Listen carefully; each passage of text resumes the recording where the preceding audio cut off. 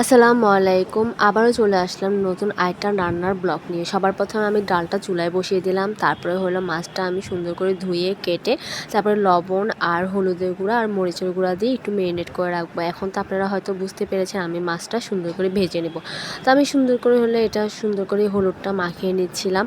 আর রমজান মাসে আসলে রান্না বান্না ইফতার এগুলো নিয়ে অনেক প্যারায় আছি, সব মিলে আসলে হিমশিম খেয়ে যাচ্ছি, সাথে আবার জব।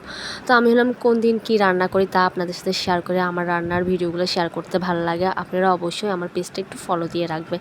দেখেন আমি সুন্দর মতো এগুলি মেরিনেট করে নিলাম। মেরিনেট করে হলে এখন আমি সুন্দর মতো সব কিছু দিয়ে এখন চুলায় বসিয়ে দিব। দেখেন আমি চুলায় বসিয়ে দিলাম।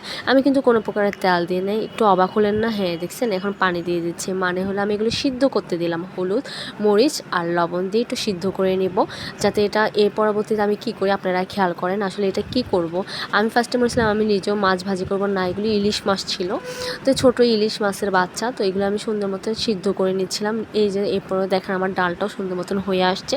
তো আমি এরপরে হলো আবার এগুলি হলো ঠান্ডা করতে দিয়েছি। তো সিদ্ধ করার পর সিদ্ধ হয়ে গেছে আমার। তো আমি এদিকে পেঁয়াজ আর টমেটো কেটে নিয়েছি সুন্দর মতো। এখন চিন্তা করতে থাকেন পেঁয়াজ টমেটো দিয়ে কী করতে পারি। আজকে হলো সুন্দর একটা রেসিপি আপনাদের সাথে শেয়ার করবো। এখানে হলো ডালে হলো আমি তেল বাগার দিয়ে নিচ্ছি। অনেকে ডালে তেল বাগার দেয়, আবার অনেকে দেয় না, যে যেভাবে রান্না করে আমরা এইভাবে ডালটা রান্না করি, অনেকে আবার সেমভাবেই রান্না করে। তো আমি সুন্দর করে মাছের যে কাঁটাগুলো ছিল ওগুলি সবগুলো সরিয়ে নিয়েছি। এখন হলো আমি মাছটাকে হলো দেখেন আমার ছোটো বোন এখানে ফাইজলামি করছিল, ওর হাতে মশা বসে আছে। তারপর হলো দেখেন আবার হলো আমি সবগুলো মাছের কাঁটাগুলো সুন্দর করে সরিয়ে নিয়েছি। এরপর একটা কড়াই চুলায় দিয়ে দিলাম, তারপর তেল গরম করতে দিয়ে দিলাম। তারপর হলো কেটে রাখা পেঁয়াজগুলো আর টমেটোগুলো একসাথে হলে এখন আমি একটু ভেজে নিব। নরম হয়ে আসলে তাতে হলো লবণ দিয়ে দিব।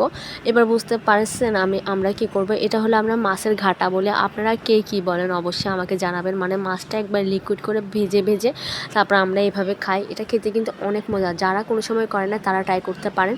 তারপর হলো হলুদের গুঁড়া দিয়ে দিলাম, বারে বারে যেভাবে যা দিতে হয়, হলুদের গুঁড়া মরিচের গুঁড়া ধনিয়ার গুঁড়া, অনেকে আবার জিরা গুঁড়া, আমি হালকা একটু জিরার গুঁড়া দিয়েছি। আমার জিরার গুঁড়ার গন্ধটা তেমন একটা ভালো লাগে না। যে যেভাবে মশলা দিয়ে করতে পারে।